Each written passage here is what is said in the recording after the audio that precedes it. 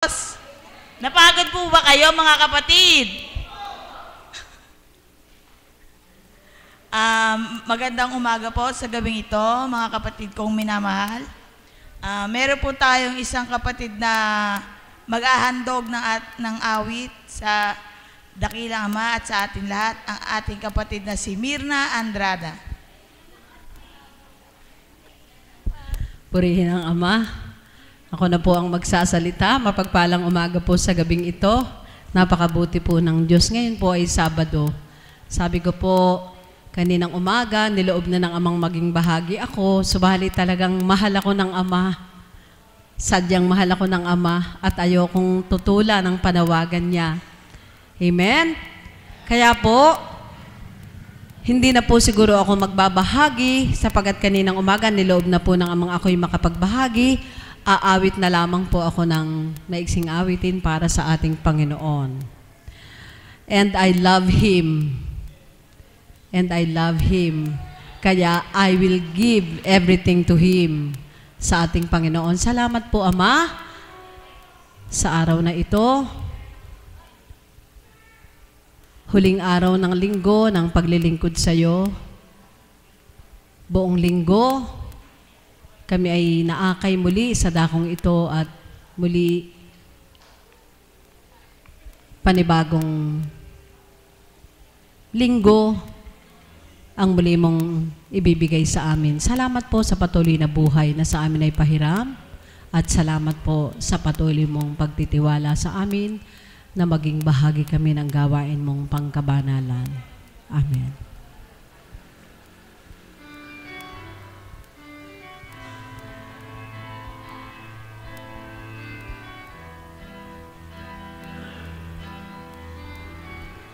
I'll give Him all my life, that's all I do. And if you know my God, you love Him too. And I love Him. He gives me everything, that's all I need. The love my God can give, He gives to me, and I love Him. My love for Him will never die, as long as I am near Him. Bright are the stars that shine, dark in the skies. I know this love of mine will never die, and I love Him. I'll give Him all my life, that's all I do. And if you know my God, you love Him too, and I love Him. He gives me everything, that's all I need. The love my God can give, He gives to me, and I love Him. My love for Him will never die, as long as I am near Him. Bright are the stars that shine, dark in the sky. I know this love of mine will never die, and I love Him.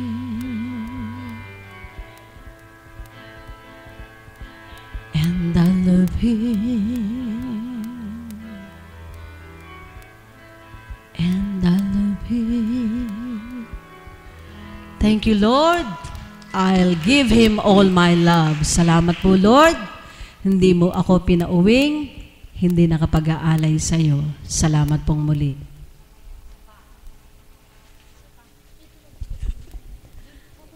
Napakaganda pong awit ni kapatid na Mirna.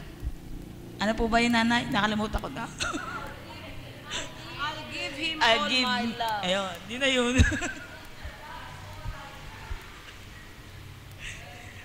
Isa pong Caps ang magbabahagi ngayon. Isang sorpresa po ito para sa kanya.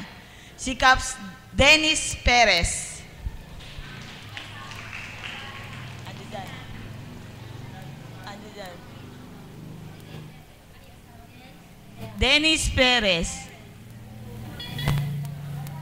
Asa na?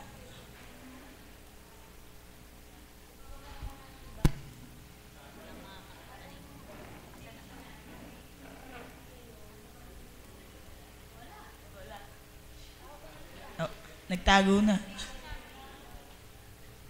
Ang susunod ko pong tatawagin ay isang maghahandog ng awit, ang ating kapatid na si Annalyn Reyes. Yes pa rin yun.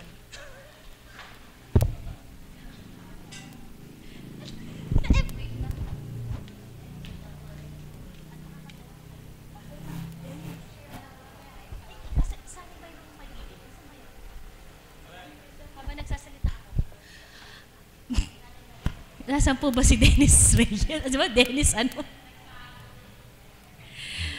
Bigla tuloy ako natawag. Happy Fiesta po muli sa atin. Naku po. Napakasarap pong magpakain. Ano po? Kaya lang po siguro po sa mga susunod na panahon na lang. Hindi pa naman po huli ang lahat. Amen po. Kasi mamaya mabubusog naman po kayo ng mga salitang banal. Amen po ba yon? Di po ba mas higit na mas masarap yon? Mas malinamnam at mas malasa at mas masustansya. Amen po ba? Tunay nga po ba yon? Okay. Nawa po ay mga busog po kayo later. Ano po? Meron lang po akong hinihintay na awitin kasi hindi ko na po alam na ako po ang susunod.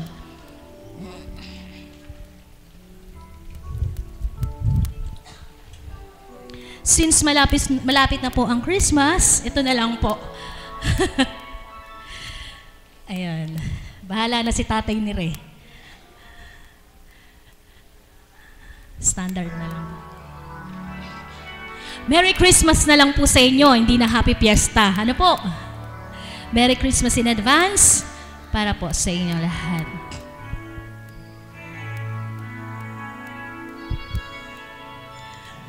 Sana'y laging mayroong pag-ibig sa apat na sulok ng daigdig. Pagkakaisa ang mahalaga, ng pag-asa ay laging nadarama. Huwag ipagkait ang pangunawa, puso ay buksan sa ating kapwa. Ang nalulungkot ay bigyang pansin, ang Pasko ay sama-samang salubungin. Di ba't ang Pasko ay para sa lahat, magmahalan, magbigayan upang maging ganap. Di ba't ang Pasko ay para sa mundo, pag-ibig ay papaghariin nating totoo.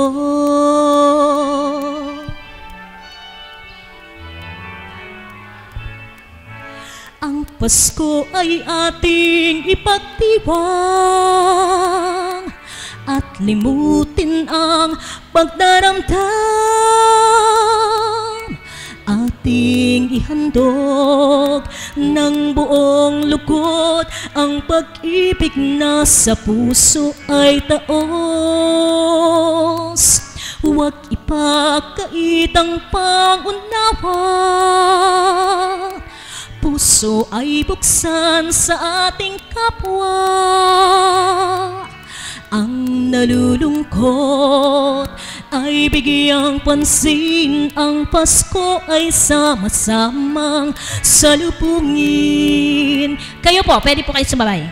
Ang Pasko ay para sa lahat, magmahalan, magbigayan upang maging ganap. Di ba't ang Pasko ay para sa mundo, pag-ibig ay papaghariin nating totoo. Once again, koro tatay. Ang Pasko ay para sa lahat, magmahalan, magbigayan upang maging ganap. Di ba't ang Pasko ay para sa mundo, pag-ibig ay papaghariin nating totoo. Di ba't ang Pasko ay para sa mahal, magmahalan, magbigayan upang maging ganap. Di ba't ang Pasko ay para sa mundo, pag-ibig ay papaghariin natin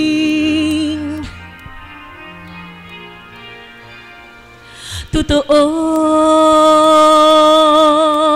Merry Christmas po sa inyong lahat.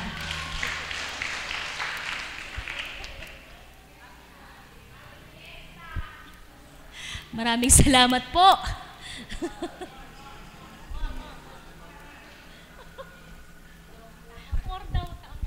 Napakagandang awit po na binigay po sa atin ating mahal na kapatid na Annalyn. Araw-araw po ay Pasko kung dadamin lang po natin ang mga banal na salita ng ating Ama sa katauhan nating mahal na Apo Kunching. Tatawagin ko po ang ating kaps na si kapatid na Dennis Reyes. Ay, Perez.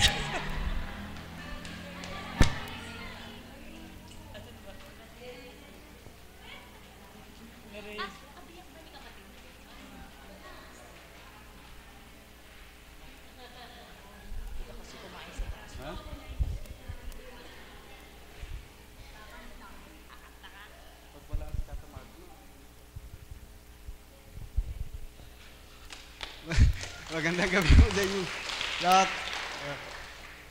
Pasensya na po, hindi po ako hindi.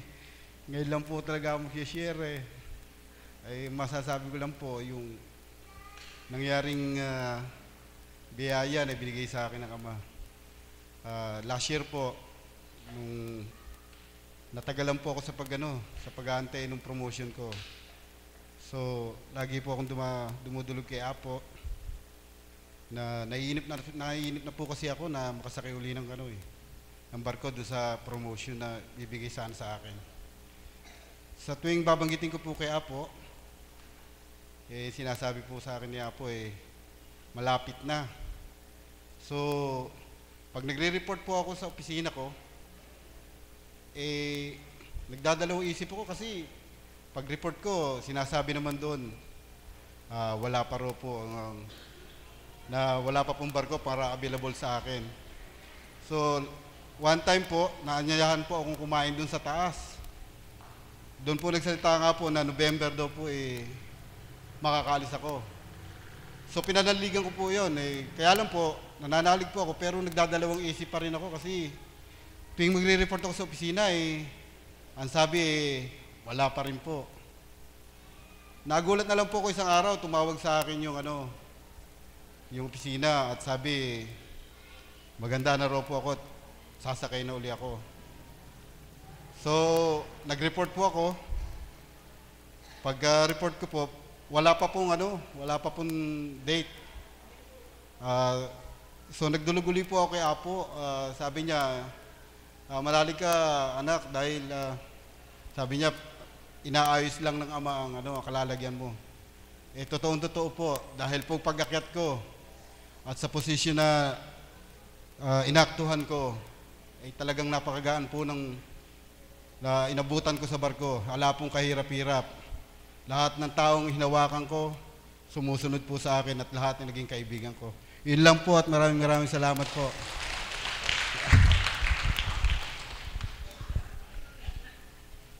Salamat po, mahal na kapatid. hindi ka man nakasakay, subalit ikaw ay sumakay sa Ama, na ikaw ay nakapaglingkod.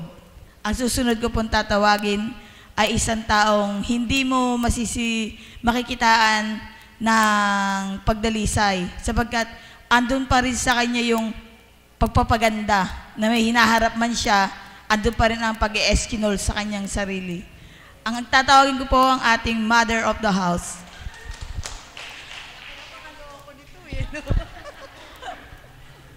Ama, salamat. Alam mo, napakaloko takala, Chris. Kasi ganito po yan, sabi po niya kanina, sabi ko, anak, i-BP mo nga ako, nahihilo ako, sabi ko, ang daming lumabas na dugo sa akin. 90-80, sabi ko, pakiabot nga muna ng lipstick ko at alam mo naman, sabi ko ganon. Totoo po yun, simula po na naglingkod ako, parang binahagi sa akin ng Ama na, kaming mga alagad ay hindi marapat na masda na losyang, o masda na para pong kawawa. Hindi po deserve ni God yun sa mga lingkod niya. Buhay po ba ang Diyos? Amen po ba yun? At kahit sa mga tagasunod, bakit po? Ay papupulaan po si God. Sasabihin po ng mga tao, yan ba kayo naglilingkod doon kay Apo Kunching? Instead na gumanda sila, bakit sila pumangit? Ay pangit pakinggan. Ngayon ano sasabihin? Simula naglingkod sila, gumanda sila, dati pangit sila Buhay po ba ang Diyos? Amen po ba yun? Kaya, mga kapatid, yan lang po ang dahilan na sabi ko nga, simulan naglingkod po ako bilang alagad. Ayoko na pong mapulaan ng Diyos sa aming pagkatao bilang kami po yung mga alagad.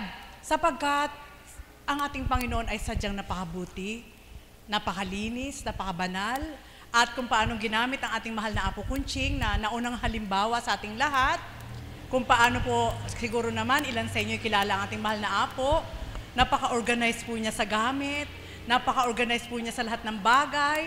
Yun po yung sabi ko nga, kahit hindi ko lahat makuha, simula nang tumungtong ako sa dahong ito, gustong-gusto ko pong matularan yung pagiging organized ng ating mahal na Apo. Alam niyo po, i-chismis ko po ang mahal na Apo sa inyo. Totoo po yun.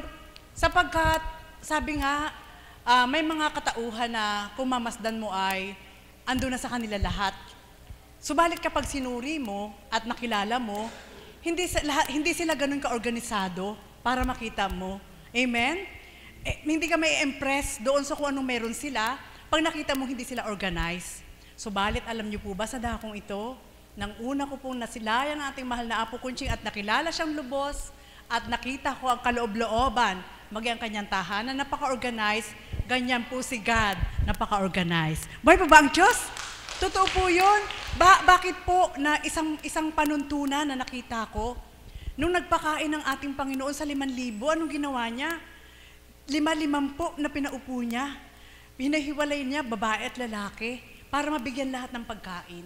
At doon po sa katangian po ng ating mahal na Apo, na pagiging organized sa lahat ng bagay, Diyos ko, alam niyo po, nung unang salta ko po sa dakong ito, nahihiya po kaya ako, hindi alam ng mahal na Apo, i-chismis ko po kayo. Napakalinis po yan mula po sa tsinelas. Amen? Mula po sa tsinelas hanggang, basta po, wala pong kamalan ng mahal na Apo na ang mga bagay na matagal ko nang hinahanap ay yung makita ko kung gaano kaka-organize ang ating mahal na Apo. Na minsan ko nang nakita sa isang dating boss ko po sa isang hotel, na matanda na po siya, mga 70s na po siya, pero napaka-organize po niya. Ang sabi ko po noon, pag ako po ay dumating din sa edad na ito, gusto ko organisado din ako. Subalit hindi ko nagampanan yon dahil nasa mundo po kami ng tao at taong-tao, inuuna po yung paghahanap buhay, ganito, ganyan. Subalit nandito na po at nasilayan po namin ang ating sinusundan na yung tunay na Diyos sa katawan nating mahal na Apo Kunching. Napaka-organisado po yan. Mula sa mga puti, mula sa mga manggas, mula sa mga blouse kung ano po yung magkakaparehas, mula sa mga punda, mula sa mga kumot, mula sa mga, lahat po. Nakikita ko po yan kahit hindi ko inuusisa doon sa lalagyan niya, naka-organize po lahat. Buhay po ba ang Diyos? Amen po ba yun? Bakit ito po ang binahagi ko po sa inyo? Sa simple at payak na buhay po namin bilang mga alagad, sabi nga, ang kalinisan ay kasunod sa kabanalan. Ano po? Kaakibat ay kabanalan. At ang kawalan, ang kapunuan ay ang Diyos. Doon ko po binibigyan na lagi ng pag-asa ang buhay ko kung paano kong nadarama ang Diyos sa bawat araw na may magagawa siya. Amen po ba yun? Ano ang kaya niyang gawin? Napakarami niyang kayang gawin. At sabi ko nga sa isang post ko po sa FB, kung nabasa po ng mga kaibigan ko, mga kapatid ko pong alagad, ito po yung pinagnilay sa akin ng Ama. Kung gusto mo maging tunay na kaibigan ng Diyos, huwag mo siyang gawing barkada. Ang kaibigan at barkada is magkaiba. Ang salitang barkada ay salitang kanto. Amen? At ang salitang kanto, ano ang nararating niyan? Hindi dyan nahahalaw ang masama at mabuti. Kundi kung saan lang masaya ang katawan nila, doon nila na ilalagay yung sarili nila. Amen po ba yun? At ang isang tunay na kaibigan, doon mo mararamdaman na ganun siya kahalaga. Buhay po ba ang Diyos? Sa aking buhay po, inilalagay ko pong tunay na kaibigan ng Diyos. At sa pamamagitan po ng ating mahal na Apo Kunching, sa araw-araw na pagpapakilala niya sa ating Ama at sa anak, sa pamamagitan po ng kanyang katauhan, bilang banal na Espiritu, mula ulo hanggang talampakan ay nagpapakilala po ang ating Diyos na wala po siyang kapintasan. Walang kapintasan. Kundi, ang gagawin lang po nating mga tao, yung mahalin siya ng buong buo. Buhay po ba ang Diyos? Amen po ba yun? Totoo po yun. Kaya kapag umaawit yung mga kapatid ko, sila kapatid na Leng, sila Nanay Myrna, at mga tagasunod pa po na mga kabataan na umaawit, aliw na aliw po ang puso ko sapagkat bawat liriko ng awit, pangmundo man ito na pwede mong iangkop sa Diyos, ay sadyang nakakapagtighaw ng anumang lumbay. Bilang pagkatao kung nararamdaman mo, subalit hindi nakagaya nung dati na mananahan pa yung lumbay mo. Kundi sa dakong ito, kung paano ko pong na-claim yung higit pa sa loto sa dakong ito, araw-araw ini-enjoy ko po yung buhay ko. Buhay po ba ang Diyos? Amen po ba yun? Sasabihin niyo, tumama ba yan sa loto? Opo, higit pa. Sapagkat, ang kainaman po ng pagkatama ko sa loto sa dakong ito, loto na hindi sa lapi, kundi higit pa sa loto, na nakamtan ko po ang paghahari ng Diyos sa katawan nating mahal na Apo Kunching, na siya po yung ginamit. Nasabi ko nga, hindi mo pwede ibalato kahit kanino, kundi maihayag mo lang yung ginagampanan ng Diyos sa buhay mo dahil nagaganap at yun ang pinakabalato para matularan ng kapwa mo. Buhay pa ba ang Diyos? Amen po ba yun? Totoo po yun. Sabi ko nga, habang lumuluwat tumatagal ang panahon ng pag-akay ng ating Panginoon, habang binubungkal mo pa lang kanyang kalaliman, kahit manakanakay nadudumihan ka, napakasarap pakiramdaman. Sabi ko nga, hindi mo maaaring kuhanin ang isang ginto sa ilalim ng walang dumi. Kundi ano yung mga dumi? Yung mga salita ng tao, dumi yan eh. Amen po ba yun? Kaya kapag ikaw ay nagpaharangga doon sa salita ng tao, yung ginto na gusto mong mahukay, kahit malapit na isang araw na lang, at ikaw ay medyo tinabangan, hindi mo makukuha yung gusto mo. Buhay po ba ang Diyos? Kaya sabi ko kay Nanay Myrna, masakit lang pakinggan. Masakit lang pakinggan sa pagkasalitang tao. Alam niyo po, ang paglilingkod sa Diyos, pakapala ng mukha. Buhay po ba ang Diyos? Amen po ba yun? Bakit? Isipin mo pagbibintangan ka na hindi mo ginagawa. So, kung hindi makapalang magiging mukha ng mga lingkod ng Diyos, baka sugat-sugat na po yung mukha namin sa salita. Buhay po ba ang Diyos? Amen po ba yun? Salamat sa Ama, sapagkat ganun po talaga eh. Dahil hindi na nga po mauulit yung dati na kailangan saktan. Amen? Yung mga lingkod ng Diyos, kundi ano po yung ginagamit na pananakit ng mga tao? Ano po yung ginagamit nilang ginagawang basura ang mga lingkod ng Diyos? Yung mga salita na hindi karapat-dapat. Subalit, dahil malapit ng Pasko, laging may pag-asa sapagkat paggunita ng pagsilang ng ating tagapagligtas. Buhay po ba ang Diyos? Amen po ba yun? Kaya sa madaling salita mga kapatid, ito po sa tuwina ang dinadama ko po sa puso ko. Nasabi ko nga kagabi, hindi ko alam kung nakatulog ako, pero nakapikit ako. Sabi ko kay kapatid na Pearl, bakit gano'n na nangyari sa akin? Kay kapatid na Marie, para naglalakbay yung diwa ko. Pikit ako, tulog ako, alam ko tulog ako, pero ang dami ko nakikita. Amen po ba yun? Bakit ko po ito sinambit? Sapagkat kapag nahahalina ka pala doon sa ipinasisila ng Diyos sa iyong pangako niya para sa iyo, wala kang tutup din na hihintayin mula sa kapwa mo, kundi gumawa ka na lang ng gumawa ng mabuti upang patuloy mong kamtin ng pag-asa na mula sa Kanya. Buhay po ba ang Diyos? Mga kapatid, ito po ang sekreto ng mga lingkod ng Diyos na sabi ko nga, ang tunay na kaibigan bilang ating Ama, ating Panginoon, ay matatawagan mo anytime. Hindi mo man siya nakikita, hindi mo man siya mahawakan, subalit sa puso mo'y mararamdaman kung paano siyang kikilos. Aapuhapin niya ang isip mo upang ipatag, aapuhapin niya ang puso mo upang mapanatag, aapuhapin niya ang lahat upang maging stress-free ka. Amen? Kaya sa madaling salita mga kapatid, ito po yung pinaka-kabuuan ng pag-akay sa atin ng Diyos sa dakong ito, sa pamamagitan ating mahal na Apo Kunching. Ano po? Hindi upang pasakitan tayo, kundi upang bigyan tayo ng relax na buhay ng Diyos. Buhay po ba ang Diyos? Amen po ba yun? Totoo po yun. Kaya pag sinasambit po na nakakatakot ba lang maglingkod sa daming pagsubok? Hindi po. Hindi nakakatakot. Oo, noon.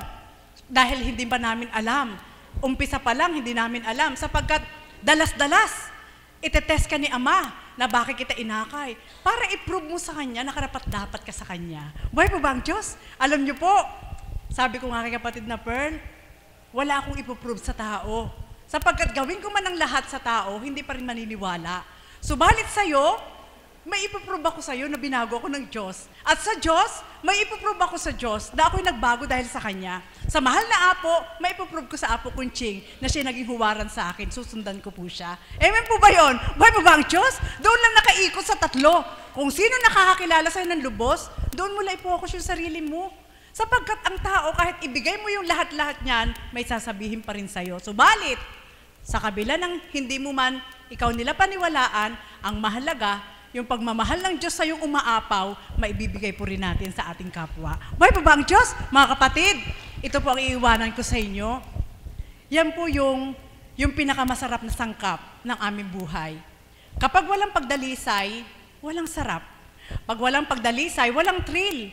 Bakit? Kapag puro galak at pagdakay simple lang, ang gaapuhaping pagdalisay sa'yo, petiks-petiks ka lang. Hindi mo na mamimithing magdasal. Simple lang eh. Subalit, pinahihintulot ng Ama na medyo malalim-lalim ang pagdalisay upang sa tuwi-tuwi na, alam mo na siya lang tutulong sa'yo, hindi ka mawawala sa Kanya. Buhay po ba ang Diyos? Amen po ba yun? Pagbibigyan po ng positibo na pagninilay ng tao, hindi masasambit na kawawa ako, may pagsubok ako. Hindi po. Kung alam nyo lang ang kaganapan.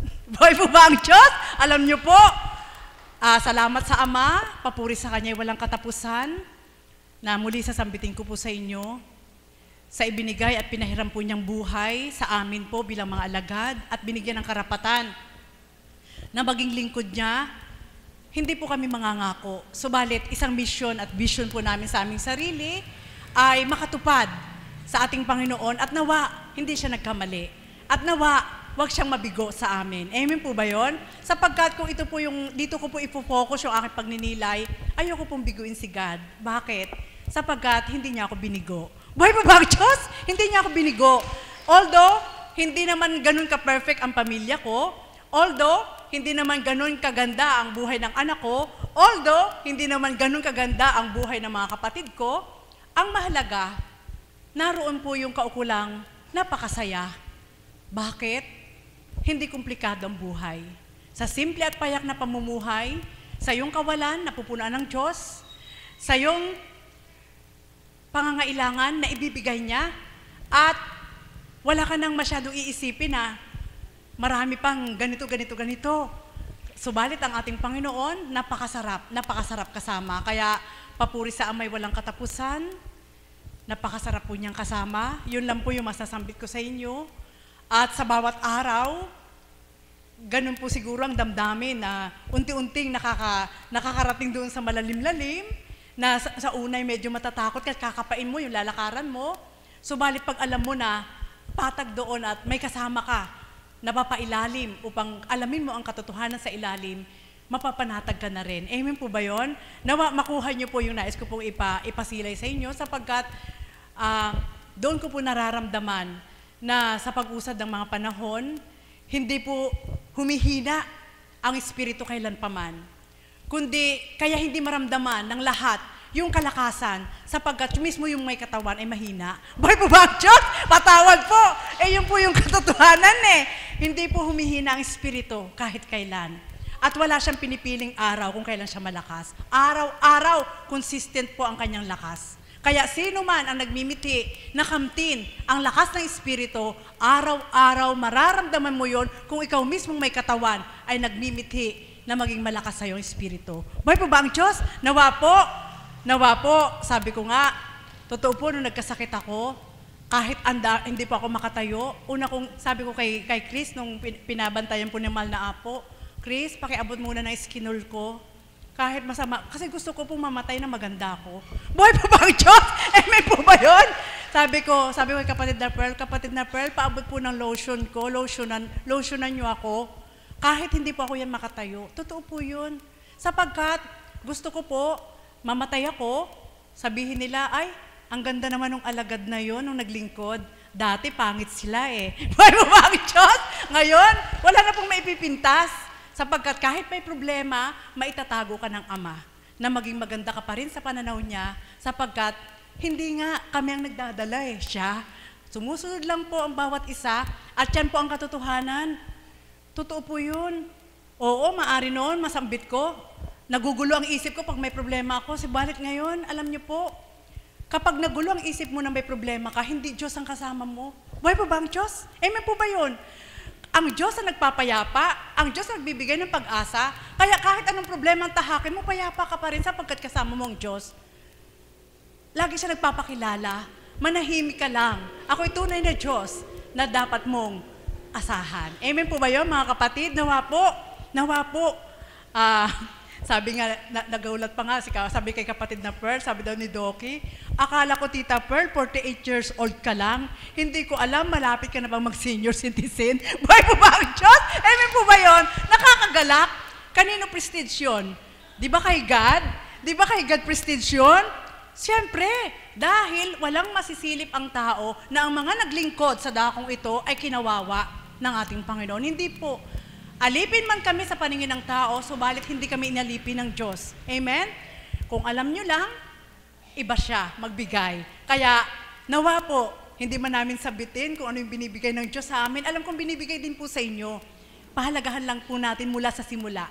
Pinakamaliit hanggang malaki. At doon po ay mananahan ng higit ang pagmamahal nyo sa Diyos, sapagkat ito po yung nararamdaman ko bawat araw, kung paano ko nananabik sa dakong ito, na siya'y paglingkuran, sapagkat ito'y tunay niyang tipanan, dating place nating lahat, huwag natin siyang indyanin habang tayo nabubuhay. Muli, magandang umaga po sa gabing ito.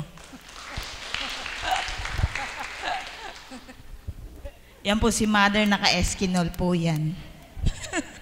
Maraming salamat po, Mami. Babagi po ako, Apo, konti lang po, no? Alam niyo po, yung napunta po ako dito, para po akong 50. Pero po ngayon, 60 na po.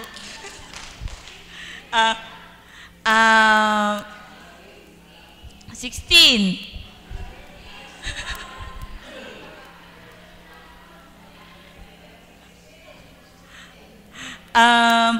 Happy Fiesta po sa lahat ng ng mga bahay na nagpe-pesta, magpusipunta po kayo, pero po sa amin sarado po ang bahay, walang kanda.